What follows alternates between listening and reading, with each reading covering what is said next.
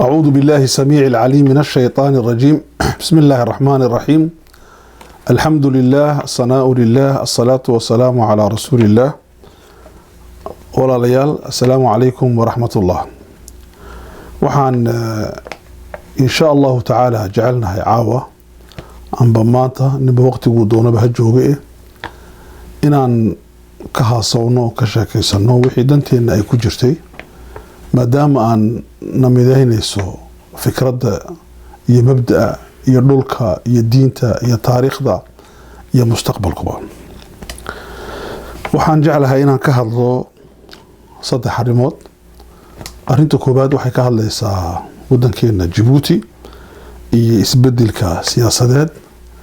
iyo qadiyad ku saabsan halgamaaga walaalkeena Daahir Axmed Faarax oo dadka u yaqaan Handaaf. arinta labaad waxaan ka hadlaynaa Ethiopia oo wadan weyn ah jaar lanahay haddaan nahay reer Djibouti iyo taxawulka isbedelka siyaasadeed ee lixaad kale ka socda iyo qadiyad ku saabsan dadka horjoogayaasha oo ah bulshada ugaasiyadoo kale sida ugaaska Soomaaliyeed ee sharaftida gaarka ah leh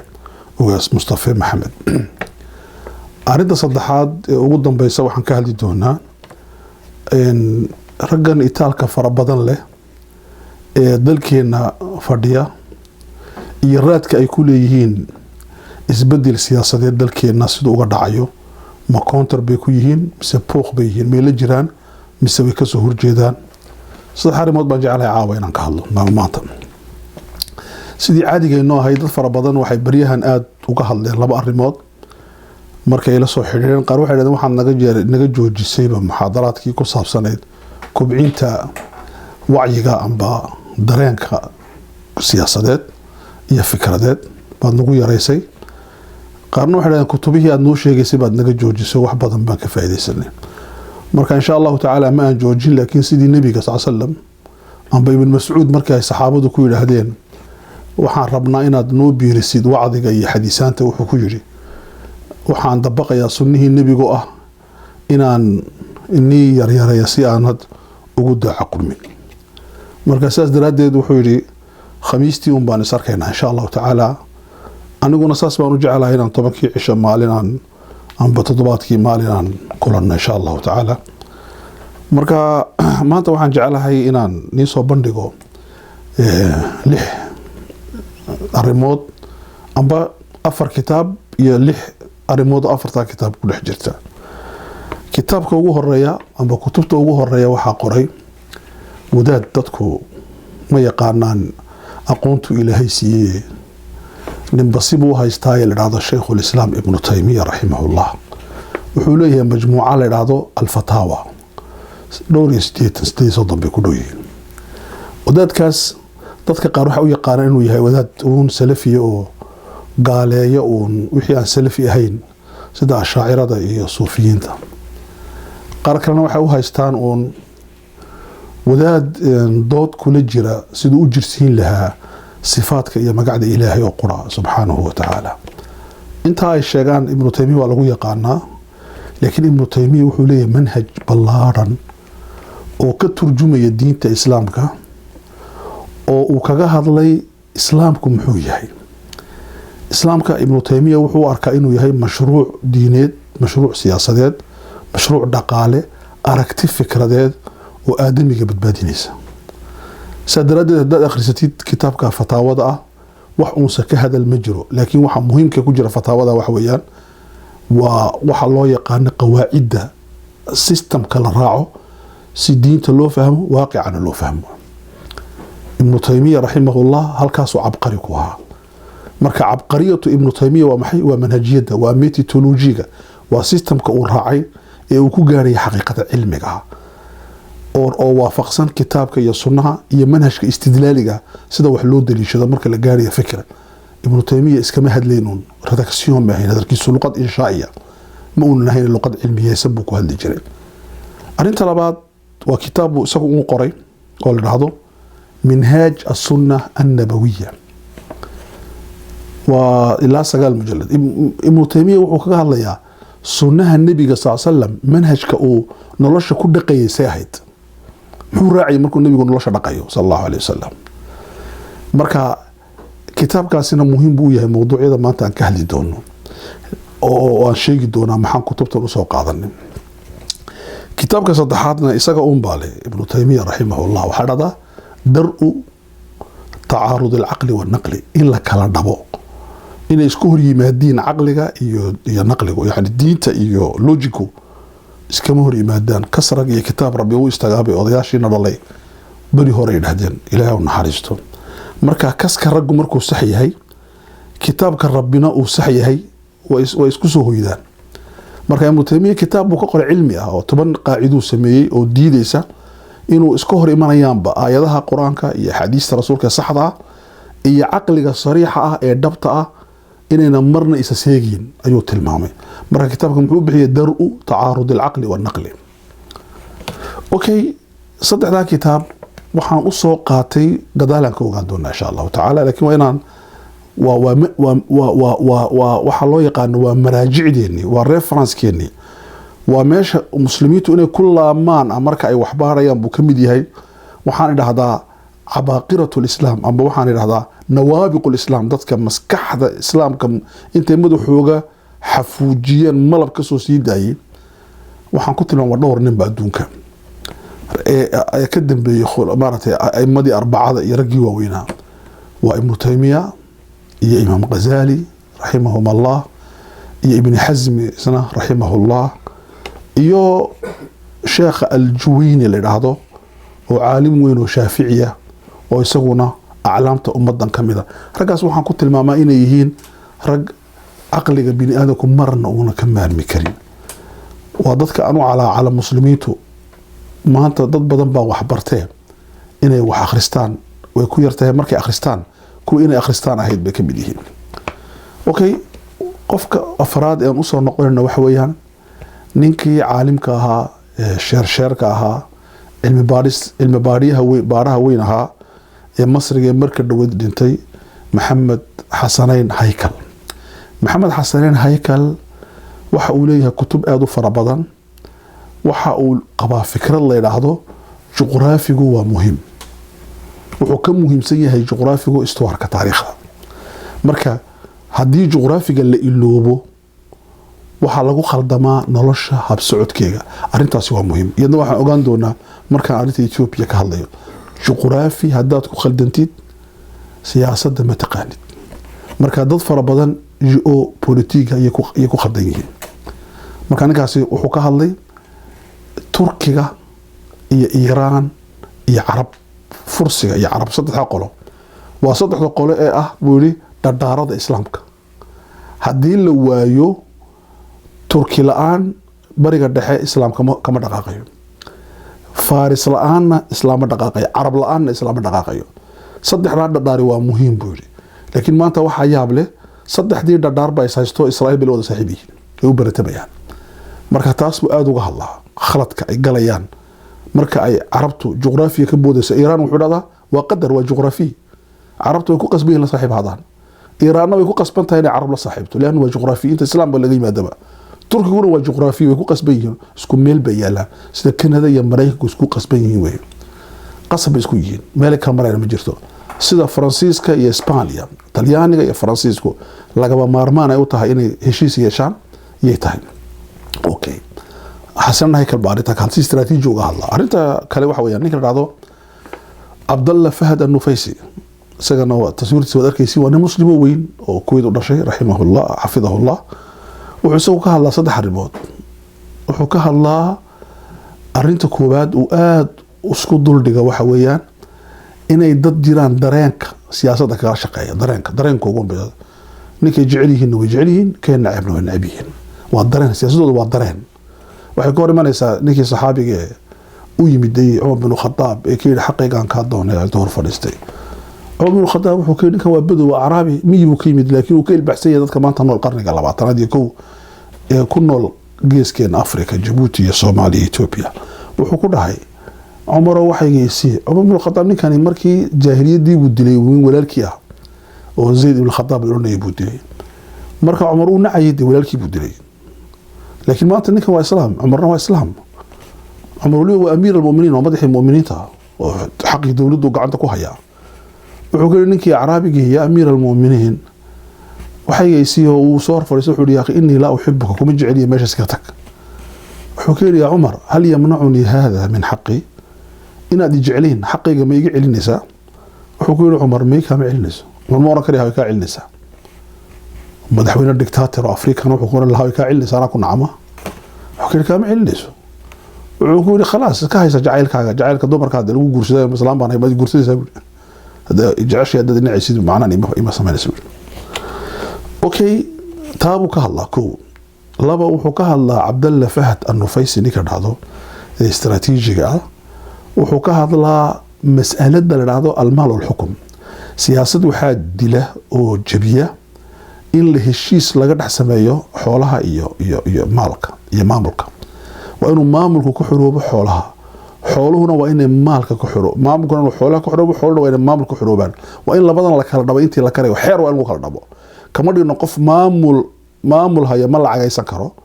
لكن انت حكم كجوجا مال عايسان كرو كهرنا ولا عايسان كرا قادان لو عايسان كرا لكن انت او جوجا حكمك xoolo ma yeelan karo qofku hadduu xoolo yeesho waa xoolihii ummadda wuxuu yeeshay marka waa in la kala dhabo taasuu ka hadlaa marka arrinta xoog buu ka hadlaa arrinta saddexaad ee uu ka hadlo Cabdullah Fahd Nufeys waxaalada muslimiinta haysta markuu ka hadlaya Afrikaanka iyo Carabta haysta wuxuu ka hadlaa wuxuu u bixiyay غياب البعد الاستراتيجي dadka muslimiinta waxa ka maqan si istaraatiijiga uma fikiraan waxa joogo ma ka fikiraan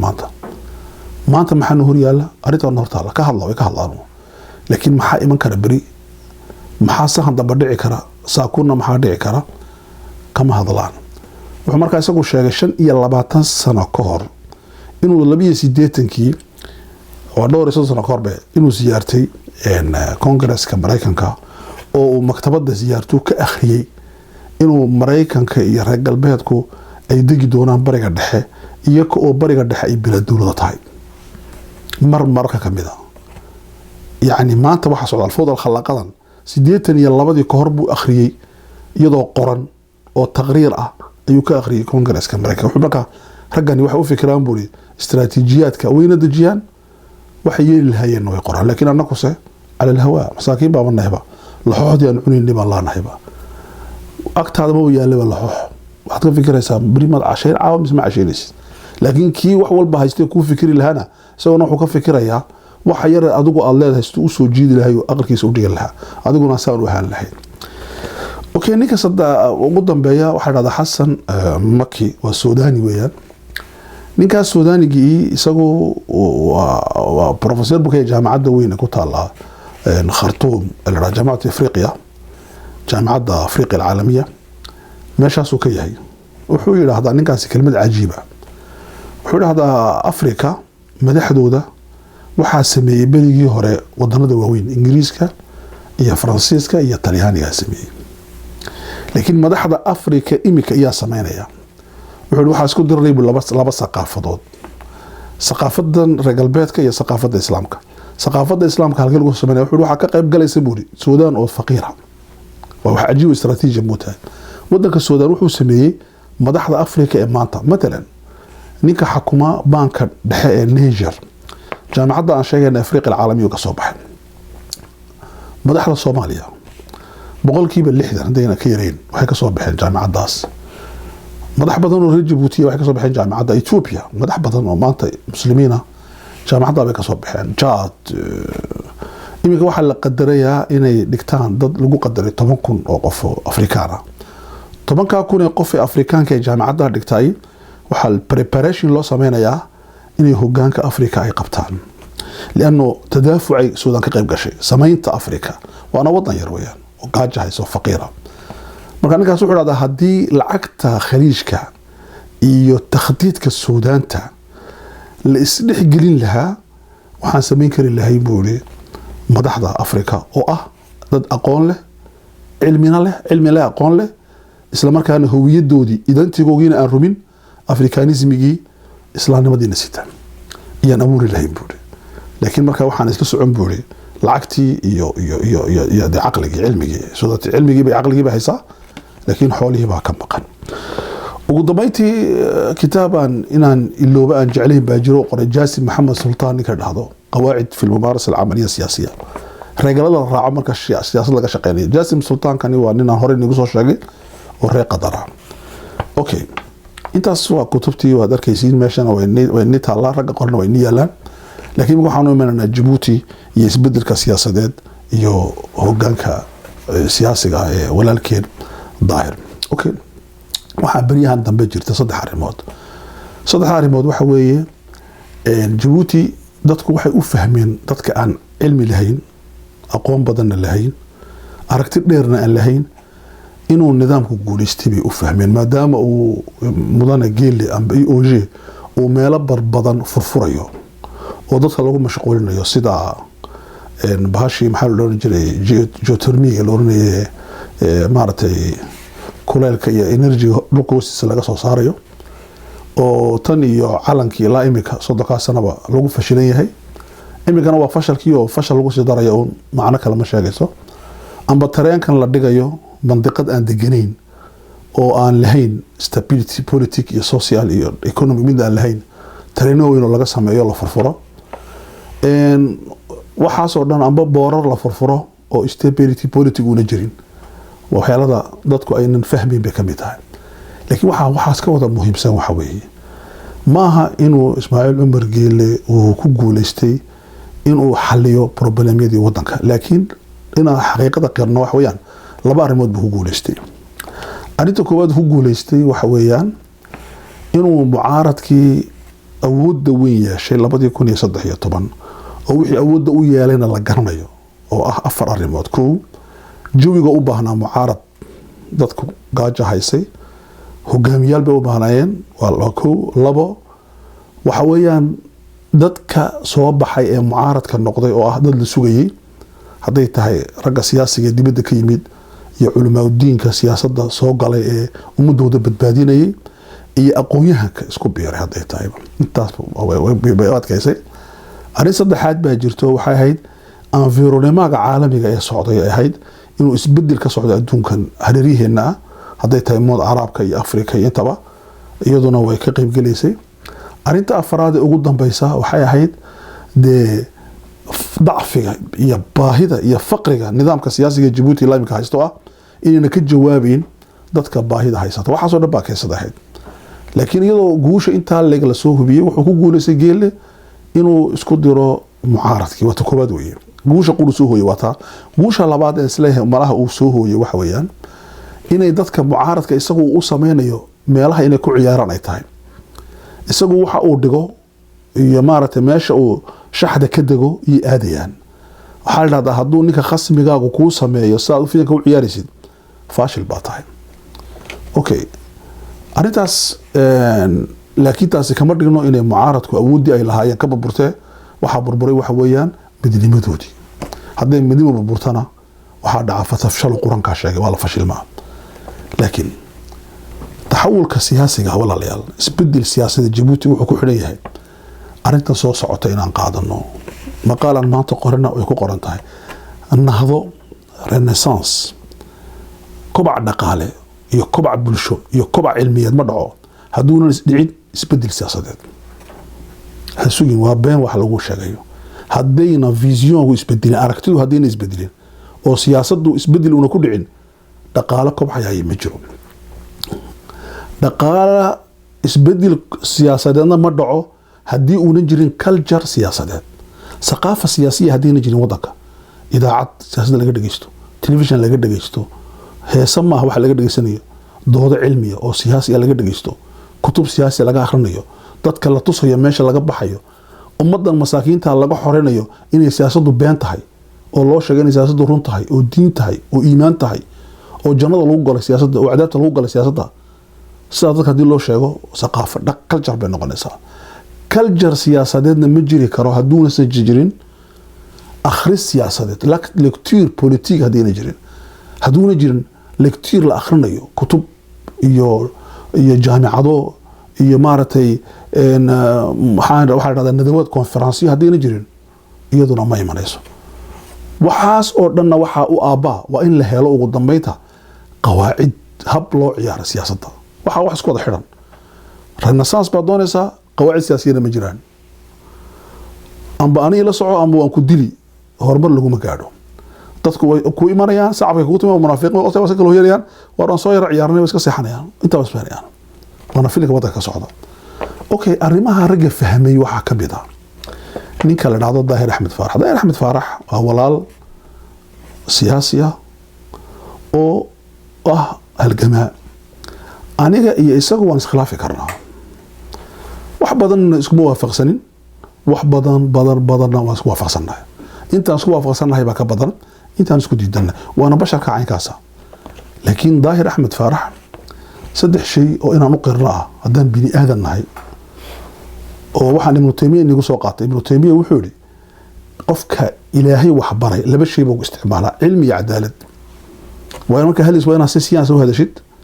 waa inaad cadaalad ilaalisid ilaahay wuxuu yiri wa idha qultum fa'dilu walau kana dha qurba haddaad hadlaysid cadaalad isku hadal walaalkaana ahaado qofka alla jirin hana ka jirin ee xarunta uu sheeg marka anagu waxa ka dhaqaaqayna walaalkeen Daahir waxa uu leeyahay saddex arrimood koow maxaan rabnaa wuxuu leeyahay Daahir adkaysi siyaasiyiinta reer Djibouti in badan ayna lahayn Allahumma dadka qaar way leeyahan karaan laakiinse dadkan ka dareemay geedi xareed oo kala kamid Allah yarxamo waxa kamid dadka adkaysiga laf dhabarka Djibouti Daahir baa kamid wixii uu soo maray qof kasta oo reer Djibouti uu garanaya shaqo la geeriyay kooraan laga gooyay gaajo lagu dilay xaaskiisa shaqada laga geeriyay ciyaalkiisa gaajo lagu dilay qofka wax siiyo oo shaqada laga geeriyo qofka baabuur u dhiibo baabuurka laga qaado qofka carooskiisa tago carooska lagu dilo qofka geerista tago geerida lagu dilo hooyadii dhibaatada soo gaadhay walaalihii dhibaatada soo gaadhay inta waa garnaynaa dhibaatooyinka annaka imika markii dambe soo gargaarayay aniga tahay haday barqa tahay haday giiro tahay haday khadar tahay haday maaragtay Ismaaciil Jilaal tahay haday dhalinyarada aqoonyahanka tahay Daahir waxay ku bilaamatay sagaashanadii ilaa maanta marka waa adkaysi buu leeyahay arinta labaad oo Daahir leeyahay waxa weeyaan Daahir beed ma habeenkiina lama soo sheekaysto xukuumadda daraartiina shicibka ma dhex fadhiya Daahir habeenkii iyo daraartii Daahir uu midoobay waa nin siyaasi oo cadaaday weeyaan muxuu ku cadaaday waan ka horjeedaa geelo uma qalantid wadankan inaad maamushid adiga iyo xukuumaddaadaba laakiin reerka Daahir kama horjeedo reerka Ismaaciil kama horjeedo wuxuu ku horjeedaa Ismaaciil buu ku horjeedaa marka arinta labaad ee Daahir lagu yaqaano waa taas weeyaan meeshii buu ku engejisanayaa uu ku maydhay iyo ku engejisanayaa arinta saddexaad ee ninka Daahir lagu yaqaano waxa weeyaan Daahir arrimaha saqajaanka ama galo Daahir wuxuu ka shaqeeyaa بوليتيك سري ودن كان حرينه قبل ما هنجانه عدى هذا نهله لكن لما دقيسته وحي إسماعيل عمر كهوس هي ظاهر لما دقيسته إسماعيل بس يعني وحي كسر يا صيان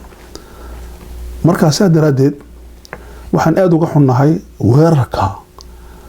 كتلقلك الوهيو الوهيو دبد يجودبه ونحبارينا ونكور جدنا dhalinyarada mucaaradkana waxaan ugu yeedhanaa inayna silban oo ayna ka qayb gelin weerarkaas amba se ayna ka qayb gelin kuwa weeraraya inay u jawaabaan leanna uu ka sarreeyaa Daahir walaalkeen Maxamed Rabash waa nin weyn ninkaas oo mucaarad oo siyaasi oo ka mid ah ragga siyaasiyiinta isagana hadalkaa ka soo yeedhay waxaa wanaagsan inuu ka laamo uma qalanto nin hogaamiye ah oo xisbi hogaamiye siyaasadeed uu hogaamiye ka yahay oo Umar halgamaa ku jira uma qalanto inuu walaalkii oo Daahir Axmed Faaraxa waxyaalada xunxun ee uu ku sheegay inuu yahay nin dabadhilif u ah gaalo oo ay gaaladu wataan nin reer Djibouti ah oo Djibouti ku barbaaray oo ku koray oo qaxooti lagaga dhigay Belgique gaajo ay geysay iyo haraad iyo dhibaato ay geysay inaan ku dacdaacno ma aha markaas daradeed walaalka waxaan leenahay si walaalnimo aan la hadlaynaa inuu hoos u dhigo oo uuna loo baaratay muuska loo dhigay silbashadiisa inuu iska ilaaliyo ka soo laabmo. dhalinyarada kale u jawaabaysana waxaan leenahay arrintaas ka dhowrsanaada iyo kana maxaa yeelay daahir waa ummadda qofka markuu public noqdo on public ummadda leh. waxaan taa uga faa'iideysanayaa walaalaha aad daahir u jecel iyakuna inay dagaalka ay kula jiraan dadka kaleeto ay ka gaabiyaan oo hubka lagu jeediyo dictatorka oo qura. waxaa dictatorka sokeeya shaqay noo taala maaha. xataa kuwa dictatorka la shaqaysanaya masaakiinta la jooga gaaji iyo haraadun bahayee way kula jiraan caydaha laga yareeyo. intaas waxaan kaga baxay Djibouti. waxaan u imanayaa Ethiopia iyo isbedelka siyaasadeed ee ka socda. Ethiopia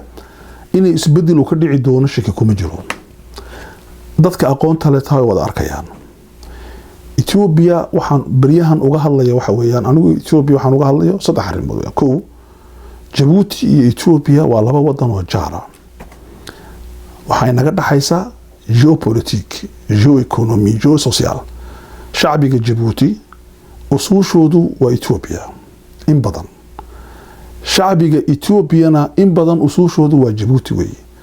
tadaakhul baa ka dhaxay dadkan saga bulshada wasdhex gashay. qof bay hooyadii Ethiopia ku nooshahay isaguna Djibouti jooga, aabihii Ethiopia ku nool isaguna Djibouti jooga. qof baa Djibouti ku nool ubadkiisu Ethiopia joogaan. dad baa double nationality labadaba haysta laana isticmaaru mayna kala gogooyay Soomaaliya, Ethiopia, Djibouti wax qulataan ahaan jirnay. marka saadaradeed Ethiopia waxaa naga dhaxay. arinta labaad, dhaqaalaha jamhuuriyadda Djibouti dalkeenan macaan ee Ilaahay ina siiyay boqolkiiba 80 wuxuu sal ku hayaa Ethiopia. waxaan u nahay isha dhaqaale Ethiopia, hunguriga nahay meesha Ilaahayna dhigay waa hunguriga Ethiopia nahay. Ethiopia waxaan ugu jirnaa istaraatiijiyad lafdhabar ilaa aan ka cabsanaba inaan liqdo. marka arrimaha labaad aan uga hadlayna taas weyn.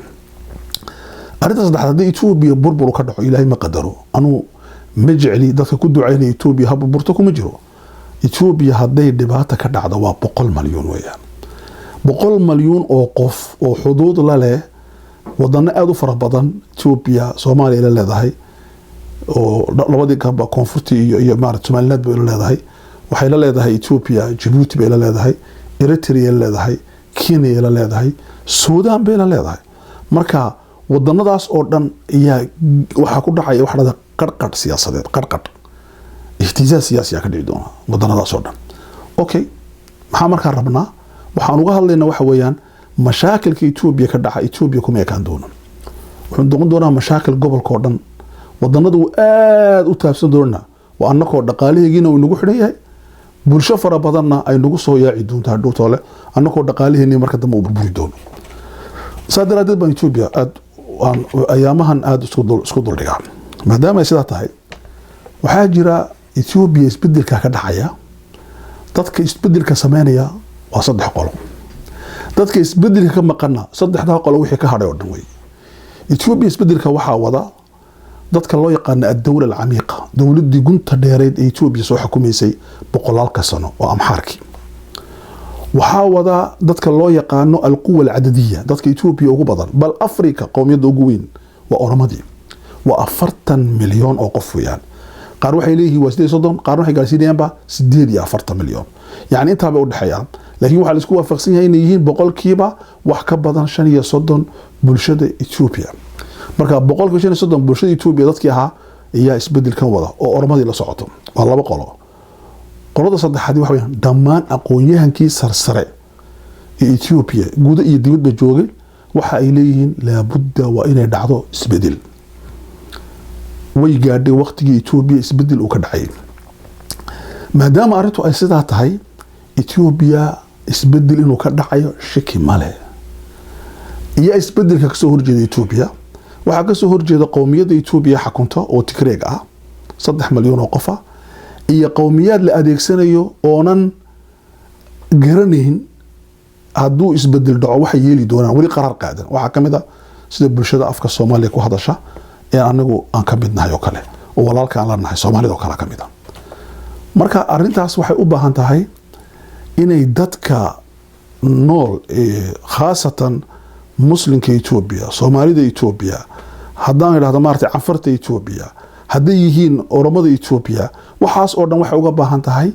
inay gartaan marxaladda soo socota isbedelka soo socda habka iyo dariiqa inay maraan istiraatiiji inay u qaataan okay arintaas wax badan ma ka qoran qofkii akhriya yaqaan carabiga akhristo laakiin waxaan kaga soo baxayaa qadiyada ah in hadal uu jeediyey ugaas Mustafa Maxamed oo ah ugaas beelaha Soomaaliyeed ugu waaweyn beel kamida oo ah ugaas boqor waa ugaas Mustafa waxaan dadka u sheegayaa horta waa aabayaasha Soomaalida kamida da'diisu ha yaraato laakiin waa aabbo ummad baa tiri aabbu noo yahay marka waa aabba weeyaan laba ugaas Mustafa waa nin dhalinyaro ah xikmadda Ilaahay siiyay koraya kobcaya u baahan in kobaca iyo korista uu korayo in la dhowro oo la ilaaliyo arinta saddexaad ugaas Mustafa Maxamed waxa weeyaan waa nin dhex fadhiya meel aad u adag meesha adag uu fadhiyo waxa weeyaan wuxuu dhex fadhiyaa dagaal siyaasadeed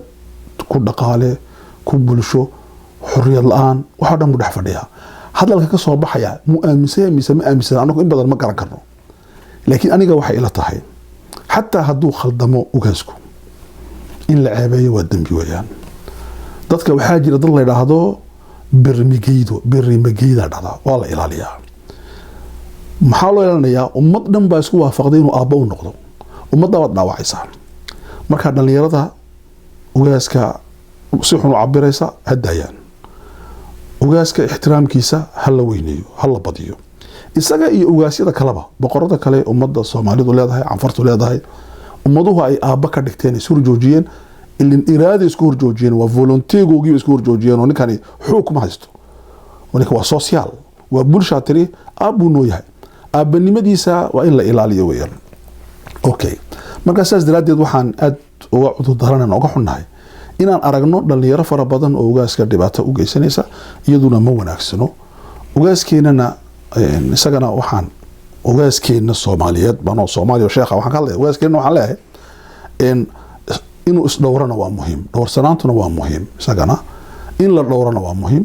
isaguna inuu isdhowrana waa muhiim inta uu karayo anagu og dhibaatada ku meersan inta uu karayo ha isdhowro waan jecelahay waan qiimeynaa kor baan u qaadanaa haybadiisa iyo sharafkiisa qof kasti oo naaqusayana waxaan leenahay waad khaldan tahay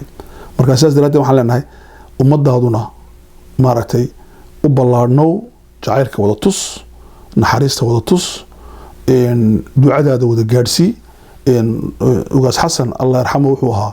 aabba Soomaaliyeed buu ahaa aabba islaam buu ahaa geeska Afrika oo dhan awliyu ahaa adiguna dariiqa uu qaatay ugaas xasan allah yarxamo ayaad insha Allah ina qaadatid baan filaynaa waana qaadanaysaa insha Allah taala oo waan kalsooni badan baa jirta marka ikhwaani fillah arimahaas waxaan uga hadlayaa waxa weeyaan isku soo dhaweynta bulshadu waa laga maarmaan weeye marxaladda marka la marayo waxa la rabaa in la isku diro laba qowmiyadood qowmiyadda la yiraahdo ormada iyo qowmiyadda la yiraahdo Soomaalida in hub la isku dhiibaa la doonayaa waxa jira al-harb bil wakala mutaqaaniin dagaal qolo kale oo dagaalamisa adoo war isku hayn waxa la rabaa ummadda Soomaaliyeed in la geliyo dagaal dadka adduunka ugu dhow juqraafiga ay la walaalihiin lagu darayo juqraafi baa jira Soomaalida iyo ormadu waa juqraafi tadaakhul rahiba ka dhaxaya meel ay kala marayaan ma jiro dil dhaba korkii wada degan yihiin xuduudoodu dhan baa dheer xuduudda ugu dheer ay ummad la leedahay waa Ethiopia waa xuduudda Soomaalida iyo ormada weeyaan dhan walba way iska soo galeen meel walba iska yimaadeen hadda juqraafiga Ethiopia adeegtiin xuduudda waxa la rabaa in dagaal joogto ah uu ka dhaco saadaradeed lama rabo inaad u gashay dagaal qof ku jira kumaan kilomitir adoo difaacaya danihiisa kii jaarkaaga ahaa ee walaalka ahaa inaad la dagaalatid waa dhibaato weeyaan marka taas waa in laga digtoonaado dadka Soomaalida la hadlaya waxaan la hadlayaa dadka oromada walaalaha nahay muslimka ana waxaan leeyahay dadka Soomaalidu cadow inni maaha laakiin taariikh ba maskuun ah aqligooga waxa ku dhex jira nidaam la oran jiray in dergi oo bangistu uu haysan jiray nidaamkii Hayle Silaase adoonsi baa ku jira madaxooga waxay leeyihiin haddii uu nidaamkan yare xurriyadeer inisiiyay hadduu inaga burburo waxa iman doona qabdadii xadiidka ahayd gacantii adkeed ba hoos galaysiin waxaan igu soo noqon doonaa lianno looma macnayn inay taas soo noqon karin haddeeto inay ummaduhu dhaafeen waqtigii la is-adoonsanayay oo haddeeta la is-adoonsan kareen suuriya bashaar al-asad ma adoonsan kareen wax kastoo isticmaalo way diideen khalaas cali cabdalla yaman ma soo noqon karo wax kastoo isticmaalo masar siyaasi uu kari laayahay inuu adoonsado wax kastuu sameeyey waxaa jira mar la dhaafo in dadka la adoonsado haddeeto wasaasoo kale Ethiopia inuu soo noqdo systemkii hore ee gacanta xadiidka Ethiopia ku hayay waa laga kobcay Oroman way ka kobcday cilmi bay ka baratay Soomaaliya way ka kobcdo way ku xorowdo keenta ka gashay Anfarna way ku xorowdo badda ka gashay marka ummad la adoonsan kara haddeeto ma jirto laakiin dadkii waxa ku jira uun cabsida noocaas loogu xoreyn lahaa oo Oromada iyo dadka isbedel doonkii uga iibin lahaayeen Soomaalida marketing looga sameyn lahaa halka ay arrimuhu ku dhamaan doonaan waa necessary waa muhiim weeyaan marka arintaasi waa laga maarmaan maxaa yeelay juqraafi baa isu kan xidhaya juqraafi baa walaal laga dhigaya Soomaalidu kama maaranto Oromaduna kama maaranto maxay yiri Soomaali haddaba maadaama arrintu saa tahay waxaan leenahay juqraafiga siyaasiga ayaa ka muhiimsan istuwarka madaxeena ku jira cabsidan badan ee lagu abuuray dadka waa laga cabsiyay oo de systemka dawladaha kamid ah dictatorka Ismaaciil Umar Geelo kale dadka muxuu ku xukumaa cabsi buu ku xukumaa tikreedu dadka maxay ku xukumaan cabsi ku xukumaan maxaa lagu xukumaa wadamada Afrika oo dhan cabsi lagu xukumaa maxaa lagu xukumaa wadamada Carabta cabsi lagu xukumaa hadii cabsi ka baxaan hubkay qaataan marka waxa laga leeyahay kala doorta inaad cabsootiin oo noolaatiin iyo inaad cabsoon weydiin oo burburtiin marka dadkii waxay leeyihiin wallahi ina cabsoono iska noolaana dhaqada ina cabsoon weyno burburno laakiin waxa dadkii muhiim ah in la baro inay jirto marxalatun wusta dadku ayna cabsanin ayna burburin waa nidaamka imika ay dunida ay u socoto wadanka aan dhex fadhino Canada aan ka hadlayno saacado damban ajiradan qabanayna waxaan ku noolahay wadan booliska dariiqa joogin jandarana joogin secretary ku daba socon laakiin qaanuunka laga dhigay security maxaa yeelay dadkii waxa la gaarsiiyay darajad ah noolow dadka noole ha cabsan dadka ha ka cabsiin wadankana waa la wada leeyahay kii yimid 400 iyo 500 sano ka hor iyo kii shalay daraato la soo galay meeshan waa wada leeyihiin Canada ummadoo dhan baa noolaada contrat social ba ka dhaxayda halka bay umadu gaarayaan Afrika taa waxa ku hor joogtaan wax weeyaan waa ninka hubka haystay dadka laynaya ka cabsiinay weeyaan ee buldoqo ku laayay ee marka buldoqo uu laayana hadana doonay inuu buldoqooyin kala sameeyo amba ku laynaya Ethiopia dhexdeeda amba ku laynaya Kenya dhexdeeda amba Masar ku laynaya u laynaya dadka inuu ka cabsiyo saqaafat al-khawf culture-ka cabsida waxa la yiraahdaa walaalayaal quwadahan in la fadhiyo walaalaheena ee u yimid danuhooga dad fara badan ba aaminsan in ay la jiraan systemka waxay ku leeyihiin quwadahani waxay la jiraan systemyadan Afrika laynaya adiga marka horeba lagu oran quwadahani waxay ku sameynayaan xuriyad quwadan maxay u joogtaa Mareykanku muxuu ka qabanayaa Djibouti daniisu fadhiya Faransiisku maaha association bienfaisance jamciya khayriya maaha Faransiisku Ingiriiskuna jamciya khayriya maaha Jabaankuna jamciya khayriya maaha urur samafala oo dadka indhaha iyo dhagaha loo soo gurmanaya maaha waxa u yimaadeen wax la yiraahdo antiga maaragtay sare ee wadanka Mareykanka antiga sare ee wadanka Faransiiska antiga sare ee wadanka Shiinaha okay adi waxa laga labaa antiga sare ee reer Djibouti ilaalinaya antiga sare ee Djibouti ilaalinaya qofkii Djiboutiyaanka ilaalinayay wuxuu ka doortay aqaarjaadka qaarkood qaar waxay ka doorteen inay iska dandaasaan iska noolaadaan qaarna waxay ka doorteen lacagteeda qataatiicda loo tuuri doono dad fara badan baa yiri wad noo sheegtay intii lacagta inta badan qofka qaatay intii hoose loo kala qaatay way soo socotaa darsiga isaguna insha Allah taala marka ma purba quwaduhu misbeddelka ma rabaan mise waa counter way ku horjeedaan anigu waxaan qabaa purna maaha counterna maaha waxay la dhaqmayaan ardul waaqi reality-ga la sameeyo adigu haddaad samaysid isbeddel ay ku raacayaan ninka Canada jooga ee Mareykanka jooga ee Ethiopianka iyo dadka Ethiopianka isbeddelka ay sameeyaan ma hor joogsan karaan dawladaha awoodda leh way la sheekaysanayaan waxay oran doonaan wadankiina iska burburinaa isbeddel waa inuu yimaado sabab qorayaan Washington Post iyo New York Times waxay qorayaan war way dhamaatay waqtigii dadka la camburinayay baarlamaanka ugu weyn adduunka waa baarlamaanka Ethiopia Afrika qof mucaarada kuma jiro Ethiopia inta la aqoonyahanka inta la soo fadhiyaan iyo qof mucaarada soo gali waayo waxa madax gali karay ma bilaadeen maadaama uu jiro dadka in cunaha la hayo afka la hayo indhaha la hayo dhagaha la hayo waxay kaansatay waxaas waa inuu isbeddel yimaado isbeddel dhaxad ay wadaan waxay leeyihiin inagu wax ka soo dhaca inagu soo dhaca meel dhex isku yimaada dawlad dimuqraadiyad waa in la abuuro saasay leeyihiin markaas daraadeed waxaan leenahay haddii dadku ay u kacaan isbedelka maaragtay tala nin la uga gashaadhi tolkuna u ergiyaa marka tolkii adduunku kuma samaynaya dantaada lamana jirina kan dantaada ka soo horjeeda isagu dantiisu meesha u yideen ku ilaashado waxaa la dhahdaa taqaatuc almasaalix adduunka antiriyada kulma antirigaaga iyo antirigaagu hadduu kulmo waad heshiinaysiin hadduu laakiin antirigaagu la kulmayo dee maaha bienfaisance association maaha iyagu associationada la dhahdaa waan gaajoonaya lacagisi hurida laan baa igu dhacday kinadhisi iyo waan la dhaawacay dawey laakiin dawladdu waxa ma yaqaanaan dawladdu wax yaqaanaan dan ba yaqaanaan haddii dantoodu meesha olin amba gaajo amba dhimo amba noolow iyaka uma taalla danta ummadooda ayaa u taalla qofka dantiisa aan garana in hadda soo hagaajinayo waad mahadsantihiin asalaamu calaykum waraxmatullaahi wabarakaatuh